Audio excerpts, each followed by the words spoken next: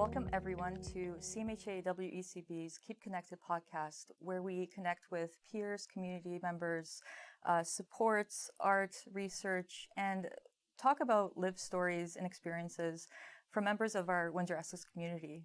Today, we have a special guest on. Her name is Ashleigh Watson. She is a social justice advocate. She lives in Windsor-Essex as well. She brings her passion and her fashionista style and her dedication. She's also a foodie, a mother, a daughter, and a manager at Salvation Army for their housing support program. So welcome, Ashleigh. It is a pleasure having you on today. So myself and Jenny, and hi, Jenny. Oh, what about hi, me, Jenny. right? I always Hi. forget to introduce you as well. I don't need any introductions now. During the month of September, it's Suicide Prevention Month with everywhere really. So we've been doing a lot of assist trainings, suicide first aid trainings, and that is where we had the pleasure of meeting Ashleigh, and just you could tell her dedication and passion. And honestly, Ashleigh, you have this really like very. It's like you want to be. It's like I want to be around you. You exude empathy and exactly. care. Quite honestly. Wow. Yeah. And I don't want to start getting. Don't start. I'm sorry, but that's what we both felt. And when I think we both looked at each other. We're like, "Ooh, Ashleigh, podcast." Only because it just resonated. The work you do in our community, your empathy, your compassion, and ultimately just being an advocate for so many in our community really spoke to us. So thank you for being here. No, thank you for inviting me. Yeah. I'm honored to be here. Thank Yeah, you. for Thanks for sure. being here. Mm-hmm. So Ashleigh, I guess we could start in a lot of different areas, but just wanted to get to know you a little bit better and talking about, you mentioned you've been working with the homelessness population at Salvation Army since COVID Yes, occurred. I was the COVID hire. You're the COVID hire and a They manager, say. right? Yes, So yes. can you just briefly tell us what your experiences have been recently with the members of our community that are seeking services there, and also how is your staff doing? How are you doing throughout this time? We're doing very, very well. So a lot of times there's a lot of stigma thinking that the homeless population COVID would run rampant throughout it, and there hasn't been a single case in our organization anyways. So it's been a lot of just as a typical wearing our masks, sanitizing, cleaning, keeping our distance. The guys, we check in. It is housing first, but we ask about their mental health, how are they doing, connect them to different supports and things like that. Some staff they were off, so when I came, I didn't meet everyone who was there due to different situations or health reasons, as is the beginning, and everyone was trying to figure everything out. So pretty much back to full capacity where everyone's back, as we're all in stage 3. And everyone, has done fairly well. We do check in, ask about just how are you, because that's extremely important.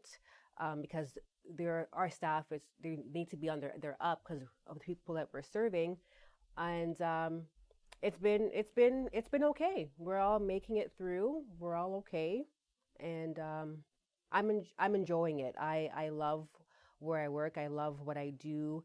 There's never a dull moment. It keeps you sharp. And as social workers, there's always a new challenge every single day. We're always critically thinking, we're debriefing, we're meeting, and it's just, we're always on the go. So I take my time for self-care. Self-care is extremely important. We know this, but I do love it. Mm-hmm. I truly enjoy it, and things have been okay. Mm-hmm. And I want to bring it back to what you said, Ashleigh, because the minute you said it, I remember right when COVID, stage 1 in Windsor, and it was that fear of, oh no, well, those vulnerable people, vulnerable populations. Oh no, COVID is going to just run Yeah. And again, let's talk about the stigma. How did those individuals that you were helping and working with, how did they feel? Yeah, so the guys, because we are an all-men's shelter, I will say they don't tend to really get upset. They have a lot going on in their lives already, right? So I'll say the mental health piece that some face and the isolation because they couldn't go anywhere was a lot. So side note, when the water world opened up for a lot of Yes. individuals to go, they really utilized that service, and we've encouraged them to go there so that they're not just stuck really at the shelter. But they've done okay because they have other situations that they're dealing with. So for them to think about, oh, COVID, it was like, okay, COVID, we got to deal with it. But a lot of people I come across, they have a lot more going on than to think about COVID because they weren't really fearful. The community might have been fearful, but they weren't as fearful as people may think. Well, goodness. Yeah. And if we think about Maslow's hierarchy of needs, like really, at the end of the day, I mean, like you mentioned, Yeah. I probably most likely would not be thinking about COVID if I am thinking, where am I Yeah. going to sleep tonight? Yes. Where am I going to eat? You know, And Yeah. that's what why also I enjoy there because that's where we start. Their the basic needs: food, shelter, and clothing, and then we build on that. And it took away a lot of a lot of isolation, not being able to go outside and really hang out with people. But again, when they leave, we don't know where individuals are going. We can't control where they're going and what they're doing, and everyone has been safe.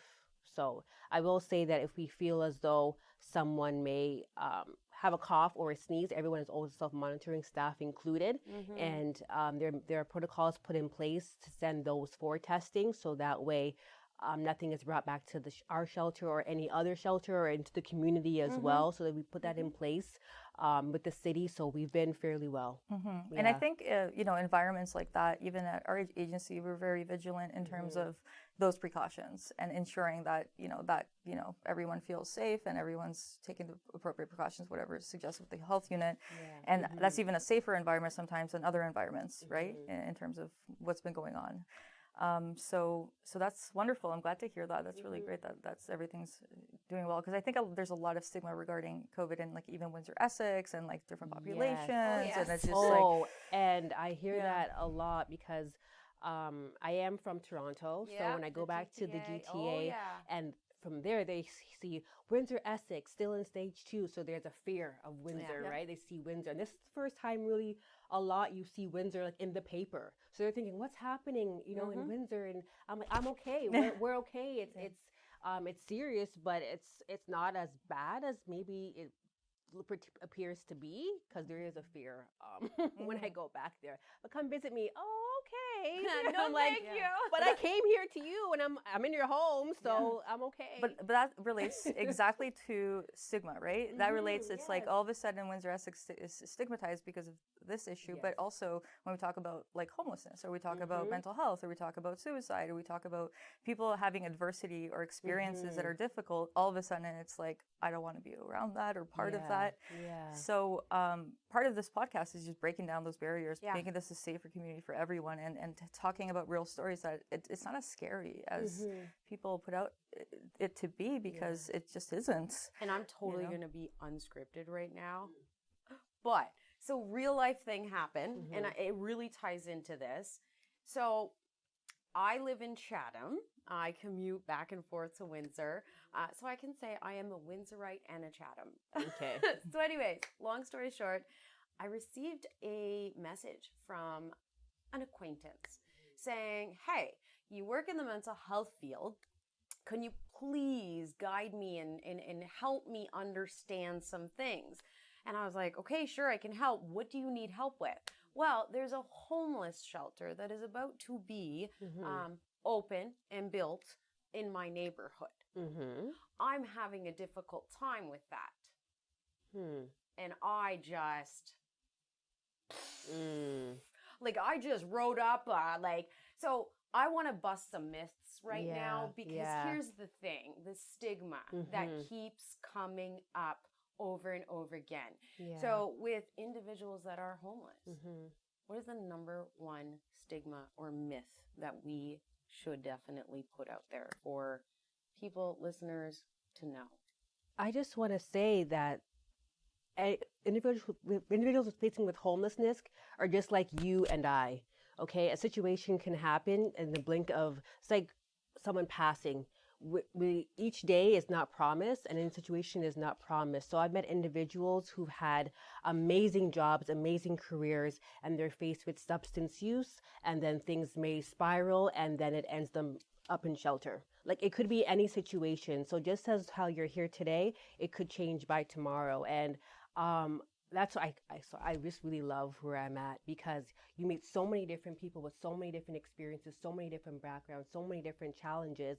And it's like, we could be, I'm at work, but we could hang out, because you have some things to share, you have some knowledge. But I think that's a big thing, that people, they don't want to work, or or they're dirty, or this and that, and they're individuals who have amazing homes and are wealthy, and it's a pigsty in there. So it's just, we can try as hard as we can to talk about these things and break the stigma, but people will have those preconceived notions, those biases based on experience or no experience, and want to keep that distance and it's deeper within them than it is with the individuals on the outside. Absolutely.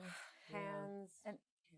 Ashleigh, what made you want to get into social work? Like, have you always had a passion for it, and have you always wanted to work in, like, with individuals one-on-one, or in a managerial role or things like that?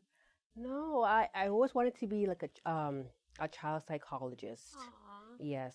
I experienced a lot of things when I was younger, so I started with that, and then I ended up going into child and youth work and did that, and I liked it. And I was like, well, I love it, but I was around a lot of times in the school system, and children or teens who have behavioral and emotional challenges, school is just one part of their life, and we want so much of them at school, and everything else is happening at home. And it's like, there's more to it than that. And I saw that. I'm like, you know what? I can do social work for 2 years, So I'm like, okay, I'll go into social work and to bridge that gap there and connect it. Because I'm like, do I want to get my PhD? It's a lot to do. Can I do it? May I be able to? So then I went into social work, and I took a break after my BSW, and I don't know, I do feel like it's a calling. I think a lot of some profession, like, sometimes it's innate in you to be able to do it, and then some people just do it to do it, and you can kind of tell the difference. I hear you. No, yeah. and I think we spoke about that in the very first podcast. Like, I mean, I think we all have experiences that lend us to our calling, our passion, our profession. You mean like lived experiences, right? Or like experiences that or something we've experienced or witnessed. And for me, same thing. A lot of things happen in growing up, and all I wanted to do was, I need to be a psychiatrist because I need to know what's going on. Because it's almost like we're trying to figure out, and then the calling is, okay, who cares what? I don't want to be a psychiatrist anymore. I want to help people. And also, I was talking about PTSD today with someone, and post-traumatic growth, and like finding meaning in things, right? So say someone experiences adversity, what's the difference between that individual and an individual that gets stuck in those symptoms and gets stuck in that, and versus someone who's able to experience post-traumatic growth and make meaning differently out of that. So I was just looking at some of that research, but I think. And what did you find? What's the difference? There's a lot of differences, and it's not just, and a lot of the issue, I think, is that we look simply at the individual. We can't just simply look at the individual. We have to look at what their social supports are. Everything is the pie, right? Well, person environment. And what did we call the podcast? Keep Connected. Human beings, we are genetically we are made up to be around one another. We can't thrive or survive without social supports. And I think that is a big thing, that some individuals that are facing homelessness, I can't imagine experiencing things, losing a job, experiencing homelessness, and then not only that, having to lose perhaps your friends, your family, every support. It's a breakdown. It is. It's a huge breakdown. And that's one example, but like, I think, the thing is, it's funny, you could look at an individual, but you have no idea what their story is. And that's the Yeah. whole point, right? Yeah. So, Ashleigh, going back to your background and where you talked about getting into social work, and so you mentioned you're from the GTA and then you moved to Windsor. Yes. So, in terms of family, like how do you stay connected? I know you mentioned you have your mom, so Yes. so you're busy. Yes, my mom with, and my with that. and my 10-and-a-half-year-old, who keeps me busy. But so coming here as I got older, I left a lot of acquaintances behind from high school because people were going in different directions. So it's been very hard for me to find individuals. I don't want to say just like-minded, because we don't want people who are always, we want to still be challenged, but still people who challenge you for the better, who will push you to get the most out of you and want you to raise your bar. I've struggled with that a lot. I'm an only child as well, so I've been very lonely. Yeah. You know, growing up and things like that. But I do go back to Toronto when I can. I love to cross the border a lot. Cannot do that. COVID. Oh, so that must be difficult then. You probably haven't. You have friends and family there too. Yeah, I have more friends that I'll keep touch with, and so I have like I'll say like we call them play cousins, people who I grew up with, and they're here. So we like to have our game nights. I started playing Monopoly Deal. My cousins put me on. I love that game. I love that It's game. the card game. Yes, I played that. Monopoly Deal. Monopoly with cards. I'll show you. Yes, it's very fun. Okay. So I love game nights. Where at a previous organization I met Dr. Felicia Lawal, and she's become a friend of mine, and I enjoy her company. Well, I'll say that. But yes, it has been hard.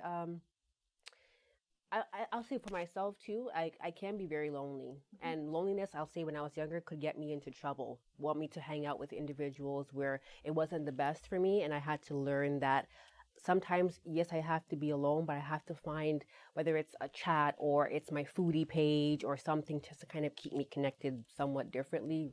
So that's kind of how I've dealt with that. Absolutely. I think we all have to kind of figure out things out. And it's important, like, some of us, especially when we're younger, want to be around people just to be around people and not necessarily have really great relationships with those individuals, right? I don't do toxic relationships. That's a whole Right.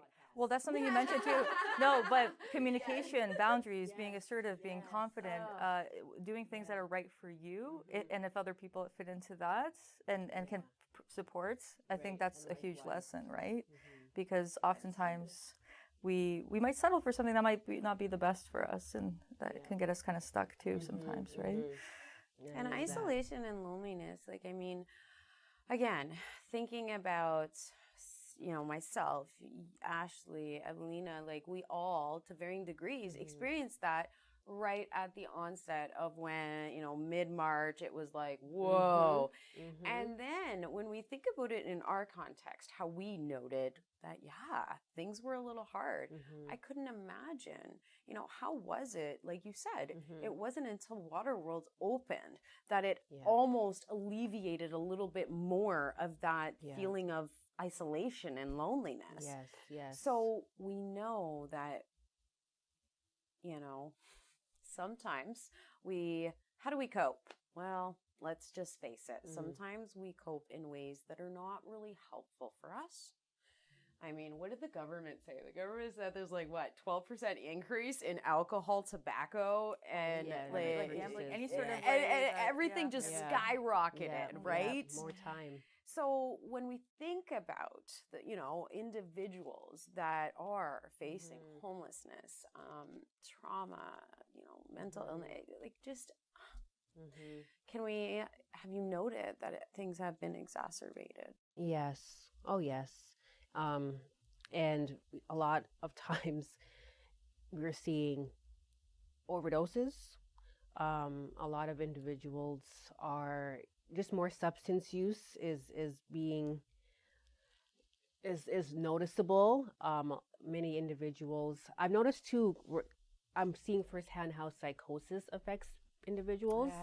And those who do have prescribed medications, not going to get those prescribed medications and how it's affecting them. And then you can only do so much. Absolutely. And then other supports when they couldn't be there. So we're trying with whether it's phone call or whether it's Zoom.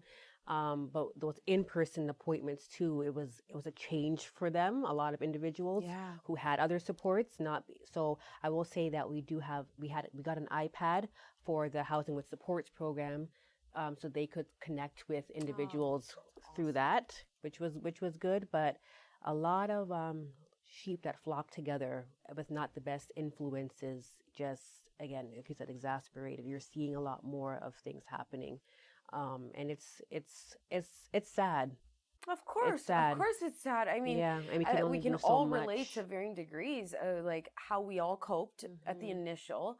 But when we think about, again, I'm going to bring it back to stigma. It's, when something looks different or an individual can't relate or it looks, ooh, is this scary? And it's just like, gosh, I wish everyone would just be kind and compassionate. A simple thing of making eye contact and saying hi to someone who is struggling beyond words, like you don't even understand, could have such, like, here's a great question, Ashleigh. What have you found the best practical strategies when you have been with someone and that's all they needed to hear?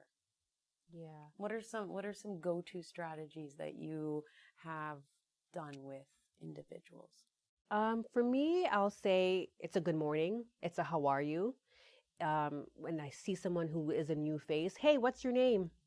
Oh, you're talking to me? Yeah, you. What's your name? What is it that you need?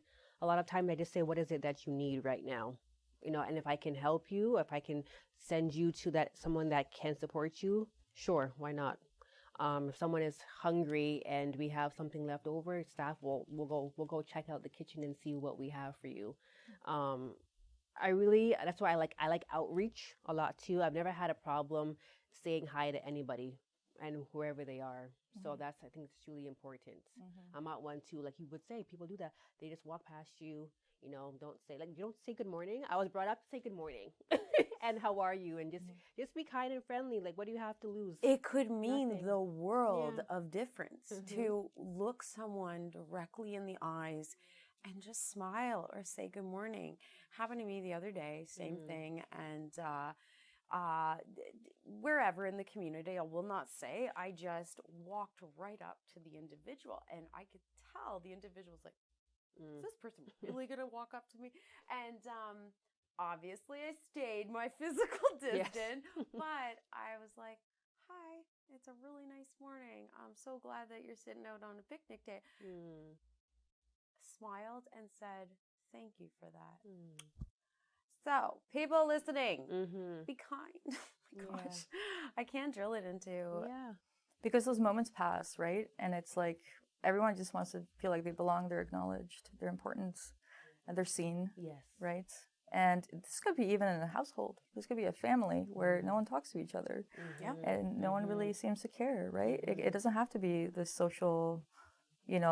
issue. It's not just that, but it could be in a home too. Yeah, right within the home. Just, how was your day today? Oh, I'm tired. And recognizing sometimes from a long day, you don't feel like talking or they're not in the mood. So we never take things personally, just someone comes in there, okay, we're going to give you a little bit to calm down. And then we'll do this again. Because I don't do disrespect and you're not here, you're not present, right now we're not connecting, we'll come back. I think that's a great strategy for even the household. Honestly, anywhere. Ashleigh, have you used that with your child? Oh yeah. No, honestly, that's a great strategy everywhere. It is. Yeah, we'll talk later.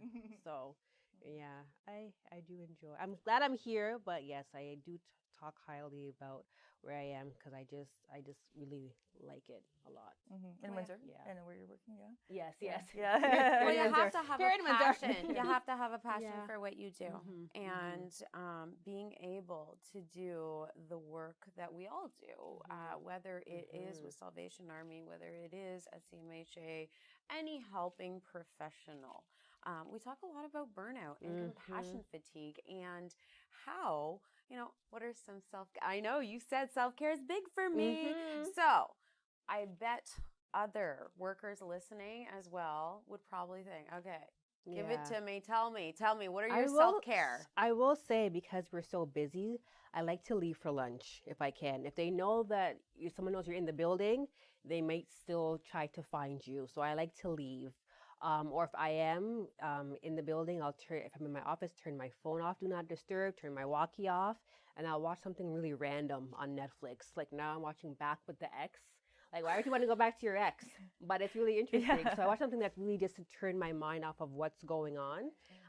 Like I mentioned before, you could go to the esthetician, the Comfy Laser Center, shout out.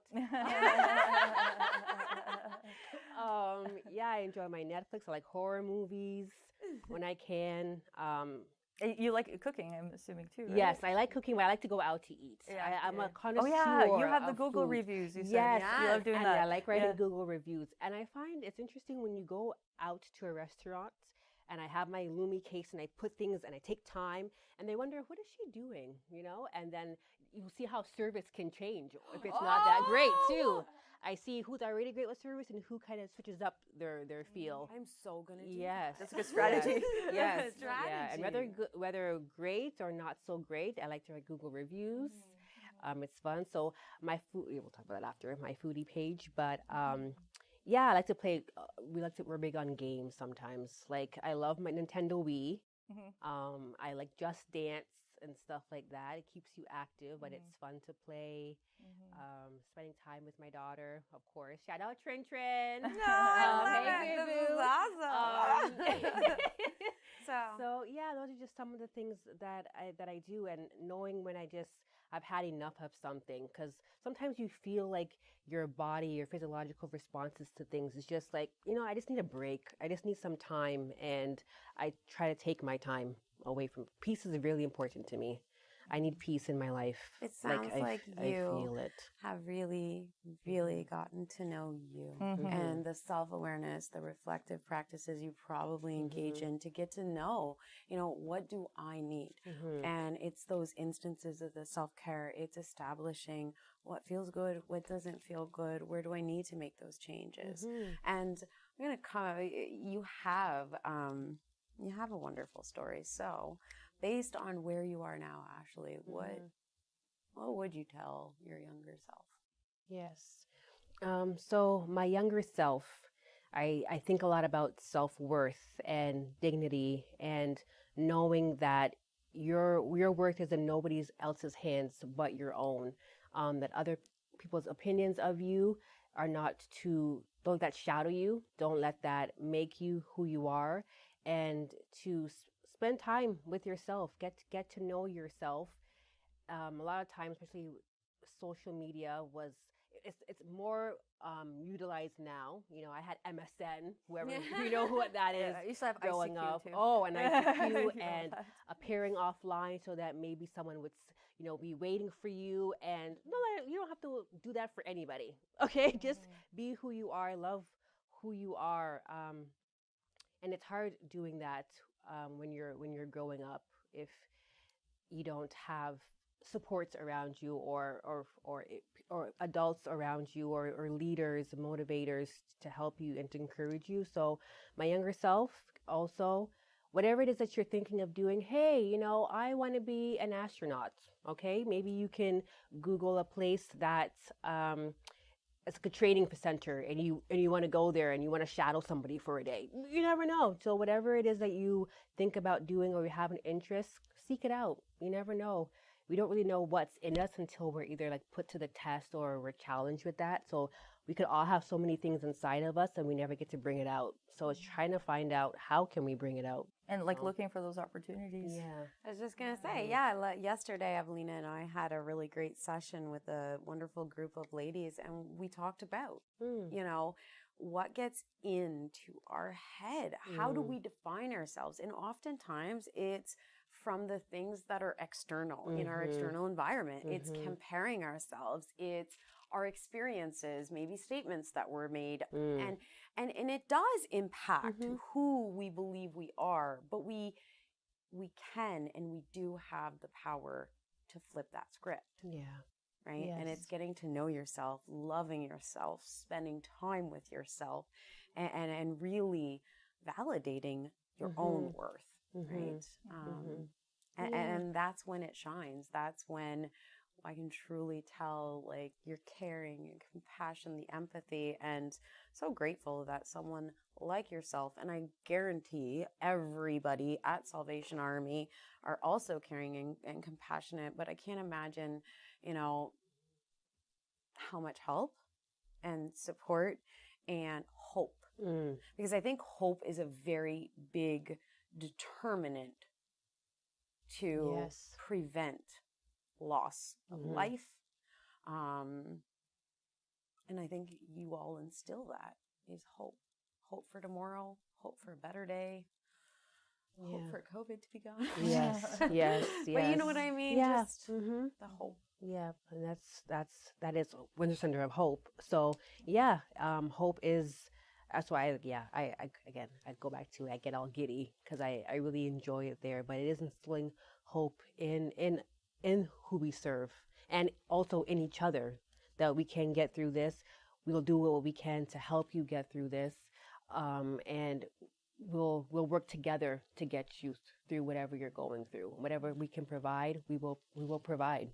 So awesome. So right before we wrap up, I think it would be really awesome to have listeners know a little bit more about Salvation Army. So if a little bit about the program criteria, what does it look like, right? What if someone is needing help?